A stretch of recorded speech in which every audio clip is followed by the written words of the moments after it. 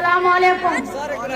الحمدللہ وحدہ والصلاة والسلام على من لا نبي بعده وعلى آله أصحابه الأجمعين. أما بعد قال الله تعالى أعوذ بالله من الشيطان الرجيم بسم الله الرحمن الرحيم وما خلقت الجن والإنس إلا ليعبدون. صدر انجمن ربی اساتذہ اکرام مہمانان نظام میرا ماں اور بہنیں اور میرے پیارے ساتھیوں، آج کے اس سالانہ پروگرام میں جس عنوان پر لب کشائی کرنا چاہتا ہوں وہ ہے توحید اور اس کی اہمیت. سامعین اکرام، کیا بتلا سکتے ہیں کہ وہ کون سا چیز ہے؟ کیا صرف اس کے لیے اللہ تعالیٰ نے زمین پر بے شمار نبی اور رسولوں کا معبود فرمایا؟ وہ کون سی چیز ہے جو دین اسلام کی روح ہے؟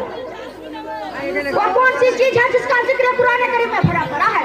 وہ کون سی چیز ہے، وہ کون سی دولت ہے جس کو حاصل کرنے کے لیے صحابہ اکرام حضرت سمیہ رضی اللہ عنہ نے شہید ہو جانا گوارا کر لیا مگر اس دولت سے ہاتھ نہیں دھویا؟ وہ کون سی چیز تھی جس کے لیے صحابہ اکرام نے اس قدر تکلیف اٹھائی؟ جی ہاں میرے بھائیو، وہ چیز ہے توحید. وہ دولت توحید کی دولت ہے. دنیا میں جتنے بھی نبی اور رسول آئے سب کا بیشت کا صرف ایک ہی مقصد تھا کہ اللہ کے بندے صرف اسی ایک اللہ کی عبادت کرے، کسی عبادت میں کسی کو شریک نہ کرے. میرے بھائیو، توحید کا مطلب ہوتا ہے ایک کرنا. شریعت میں توحید کا ماننا یہ ہے کہ اللہ کی ذات کو عبادت میں ربوبیت اور اس کے تمام اسماء و صفات کو یکتا مانا جائے. اگر اس کے علاوہ کسی کو رب مانا جائے تو یہ بھی توحید کا خلاف، اور اس کے علاوہ کسی کی عبادت کی جائے تو یہ بھی توحید کا خلاف.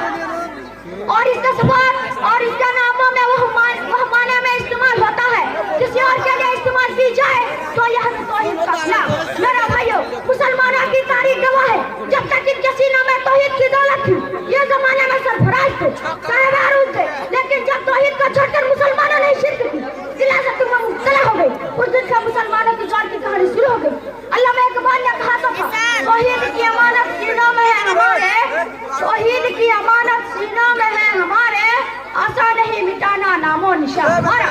مگر حقیقت ہے کہ دین مسلمان اس دولت سے ہاتھ دھوتے چلے جا رہے ہیں. مذہب اسلام جس نے عقیدہ توحید پر اس قدر زور دیا تھا کہ صرف کی طرف لے جانے والے ایک معمولی سے کلمہ بھی زبان سے نکالنا جائز قرار نہیں دیا.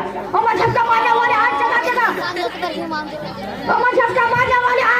اپنی توحید کو مٹا کر شرک و بدعت کا گڈھے میں دھکے چلے جا رہے ہیں. سامعین اکرام، اللہ تعالیٰ نے انسانوں کو پیدا ہی سے لیے کیا تھا کہ صرف اور صرف انسان اسی کی عبادت کرے. ارشاد ربانی ہے وما خلقت الجن والانس الا ليعبدون. میں نے جنات اور انسانوں کو اپنی عبادت کے لیے پیدا کیا ہے. بھلا بتائیے اس انسان سے بڑا ظالم کون ہوگا جو اپنی تکلیف کے مقصد کو نہ پہچانے اور اللہ کی عبادت میں غیر کوشش کرے.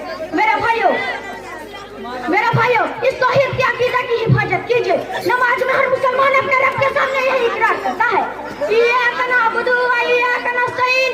یا اللہ، ہم صرف تیری عبادت کرتے ہیں اور تجھ سے ہی مدد مانگتے ہیں. مگر کتنے افسوس کی بات ہے کہ کتنے ایسے مسلمان جو اپنے عملی زندگی میں اللہ سے کیا گیا اس اقرار کو بھول جاتے ہیں اور غیروں کی وابستہ کر لیے ہیں. میرا بھائیو، اس توحید کی عقیدہ کی حفاظت کیجئے. اللہ نے ہماری پیشانی کو معزز بنایا ہے، ہم صرف اسی کے آگے جھکائیں گے، کسی غیر کے آگے جھکا کر اس کو ذلیل نہیں کریں گے.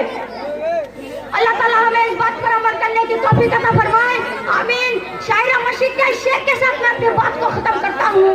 توحید کو یہ ہے کہ خدا حشر میں کہہ دے، توحید کو یہ ہے کہ خدا حشر میں کہہ دے یہ بندہ دو عالم سے خفا میرے لیے ہے.